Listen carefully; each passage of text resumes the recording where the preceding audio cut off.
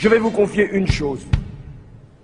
Dans cette bataille qui s'engage, je vais vous dire qui est mon adversaire, mon véritable adversaire. Il n'a pas de nom, pas de visage, pas de parti. Il ne présentera jamais sa candidature. Il ne sera donc pas élu. Et pourtant, il gouverne. Cet adversaire, c'est le monde de la finance. Paris, La Défense, 19 mars 2012. Parmi ces tours, le siège de la Corporate Investment Bank du Crédit Agricole. Et dans cet immeuble, les bureaux de Chevreux, le plus important broker indépendant en Europe, qui conseille 1200 fonds de pension, banques, investisseurs institutionnels. Avec des bureaux à travers le monde, à Boston, San Francisco, New York, Tokyo, Zurich, Madrid, Athènes. C'est d'ici qu'est parti ce papier. C'est une note brève en anglais de seulement 9 pages, qui n'était pas destinée au grand public, seulement aux opérateurs de marché. Mais quand on est tombé sur ce document, on a eu l'impression de découvrir le plan de bataille des financiers. Car eux préparent déjà la préélection. Et ils comptent bien en tirer une victoire, quel que soit le vainqueur, la fin du CDI. On a donc contacté l'auteur de ce texte, Nicolas Doisy, le chief économiste de Chevreux. Il a accepté de nous recevoir.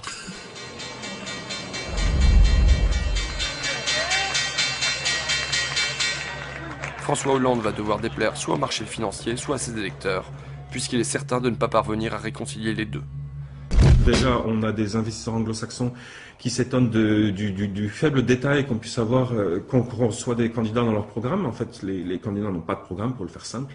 Les investisseurs anglo-saxons que je rencontre me demandent souvent, mais où est le programme? Je leur dis, il n'y en a pas, et pour cause, c'est un jeu tactique pour l'instant. Le programme, on saura une fois l'élection finie. Et en fait, on le connaît déjà. Il sera imposé par l'appartenance à la zone euro. C'est ça le point important. C'est que le conflit d'objectifs que va avoir François Hollande, c'est rester dans la zone euro versus satisfaire les demandes de son électorat naturel. Les deux ne sont plus compatibles maintenant. On le voit depuis la crise grecque. Il sait qu'il sera pris à terme à un moment entre la pression de ses électeurs et la pression des marchés.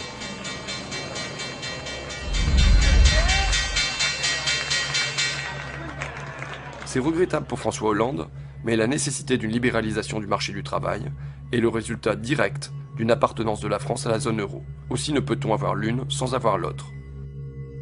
Vous dites non seulement François Hollande ne va pas tenir ses promesses électorales, mais en plus, c'est lui qui va devoir flexibiliser le marché du travail. C'est lui qui doit remettre en cause ce que vous appelez the famous CDI, le fameux CDI, contrat à durée indéterminée. Qui que soit le prochain président de la République française, c'est un travail qu'il va devoir faire, parce que tout simplement la pression des pairs dans la zone euro, la pression des pairs, c'est-à-dire de l'Italie, de l'Allemagne, de tous les autres pays. Quand vous regardez bien, l'Allemagne, au milieu des années 2000, a fait ce genre de réformes. L'Italie, l'Espagne sont obligés de les faire aujourd'hui, la Grèce aussi.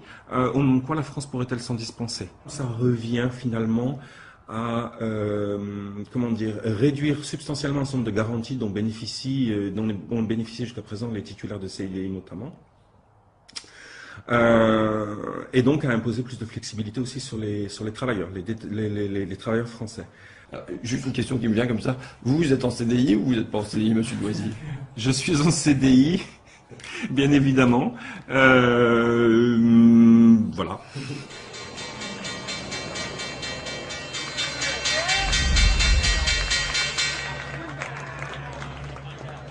La demande de renégociation du traité serait alors utilisée pour tromper le public français en lui faisant accepter des réformes correctes, dont celle du marché du travail.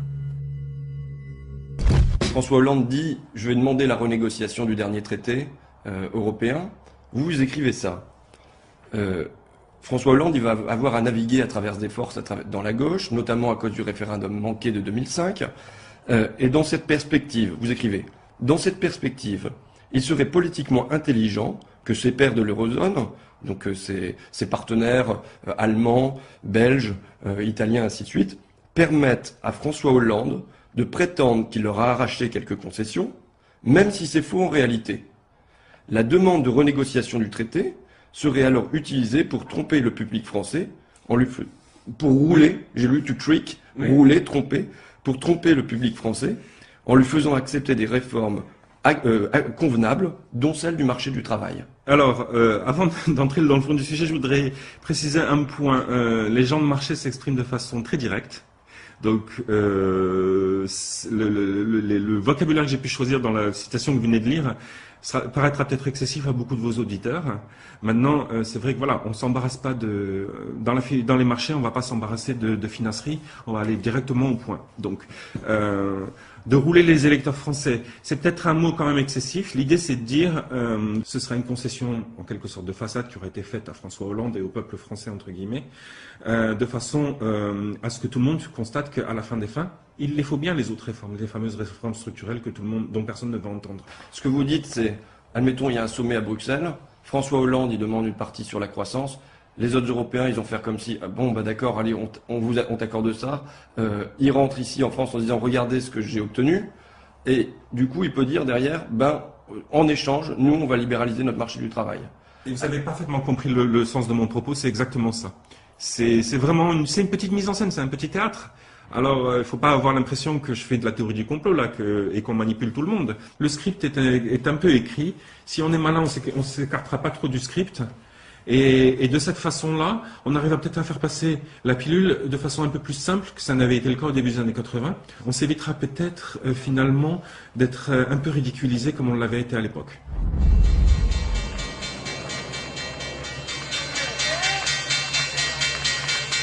La pression des marchés devrait être une incitation suffisamment puissante pour que François Hollande évite de jouer à des jeux stupides. Maintenant, il y a un danger qui se présente, c'est la semaine qui vient de s'écouler, en particulier le week-end qui vient de s'écouler. On voit que Mélenchon est vraiment en phase ascendante. On a bien entendu ce week-end François Hollande qui dit « Oui, croyez-moi, ça va être du sérieux ma renégociation du traité ». Et bien sûr, il est bien obligé parce que avant de gagner le deuxième tour, ceux qui ont connu 2002 savent qu'il faut gagner le premier. Et quand on voit la montée en puissance de Mélenchon, ce qu'on se dit tout simplement, c'est que à partir de maintenant, il va bien falloir que Hollande commence à donner quelques gages à sa gauche. Et c'est là que ça va devenir un peu plus compliqué pour lui, parce que les marchés vont commencer à comprendre, vont commencer à le sentir. C'est ça que je veux dire, c'est que le marché ne laissera pas passer de toute façon.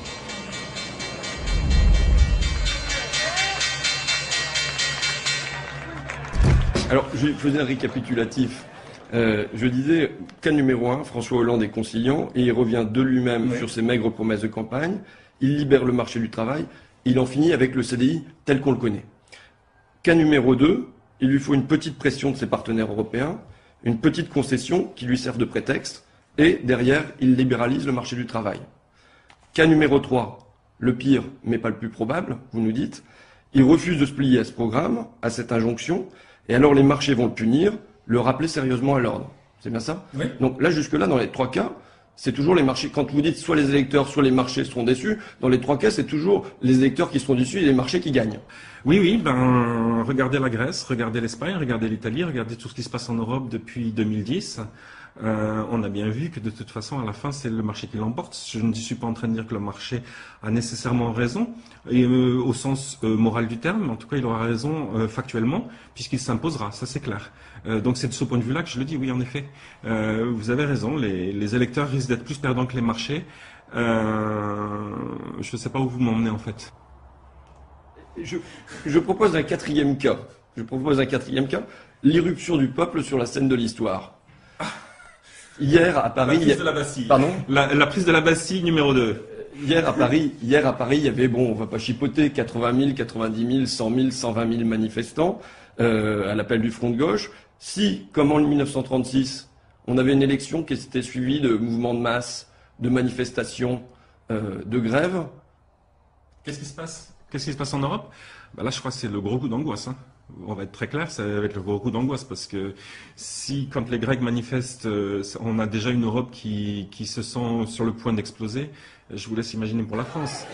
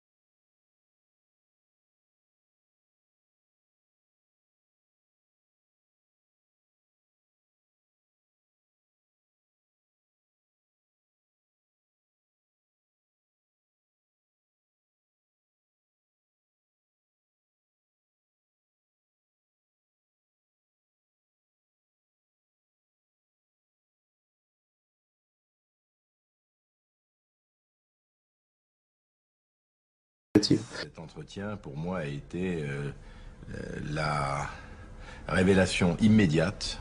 Ce jeune trentenaire avait pas seulement des capacités intellectuelles littéralement extraordinaires. Je lui ai dit, écoute, ne cherche pas plus loin, considère que tu es fait associé dans cette maison. Ça, on apprend vraiment l'art de la négociation. On est amené aussi beaucoup, et ça c'est, j'allais dire heureusement ou malheureusement, utile en politique, communiquer, c'est-à-dire à raconter une histoire. Donc on y apprend d'une certaine façon aussi des techniques pas de manipulation de l'opinion, mais un petit peu.